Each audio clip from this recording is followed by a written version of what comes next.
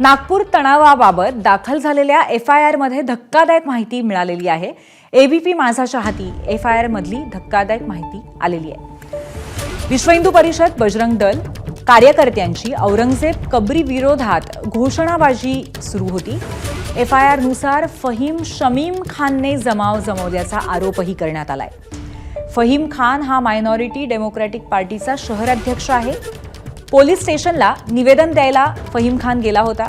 याच जमावाकडनं संध्याकाळी हिंसाचार झाला का असा एक महत्त्वाचा प्रश्न त्यामुळे उपस्थित होतोय आणि एकंदरीत सूत्रांनी दिलेल्या माहितीनुसार अशाच पद्धतीने कुठेतरी सूचक माहिती मिळतेय।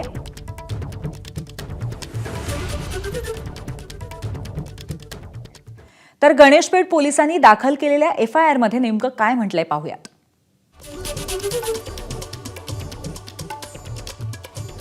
शिवजयंतीच्या निमित्ताने विश्व हिंदू परिषद बजरंग दलाचे कार्यकर्ते गांधी गेट इथे जमले। औरंगजेबाच्या कबरी विरोधात जोरदार घोषणाबाजी करण्यात आली। प्रतिकात्मक पुतळा दहन करण्यात आलं। या विरोधात मायनॉरिटी डेमोक्रॅटिक पार्टीचा शहर अध्यक्ष फहीम खानच्या नेतृत्वात 50 ते 60 जणांचा जमाव गणेशपेठ पोलीस स्थानकाबाहेर जमला। जमावाच्या निवेदनानंतर घोषणा देणाऱ्या 9 जणांविरोधात तक्रार दाखल करण्यात आली। जमावाला शांतता राखण्यासही पोलिसांचं आवाहन त्यांनी त्यावेळेला केलं।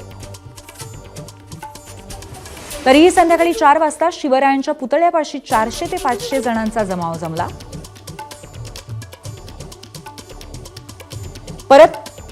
परत पाठवण्यासाठी जमावाला लाऊड स्पीकरवरून वारंवार आवाहन करण्यात येत होतं, पण तरीही जमाव तिथेच कायम होता।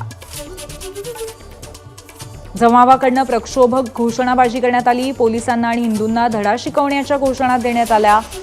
जमाव आक्रमक झाला। जमावाकडनं कुऱ्हाड, दगड, लाठ्या, इतर धोकादायक हत्यारं हवेत नाचवत दहशत निर्माण करण्याचा प्रयत्न केला गेला। भालदारपुरा चौक भागामध्ये जमावाचा पोलिसांवरती धोकादायक हत्यारांसह हल्लाही झाला आणि दगडफेक झाली।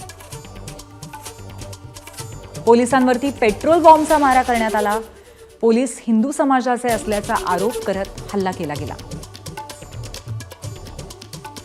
जमावातल्या काही जणांकडनं अंधारात महिला हवालदाराच्या वर्दीला हात घालत विनयभंग करण्यात आला। इतर महिला पोलिसांचाही विनयभंग करण्यात आला। महिला पोलिसांवरती जमावाची अश्लील शेरेबाजी, हावभाव, इशारे।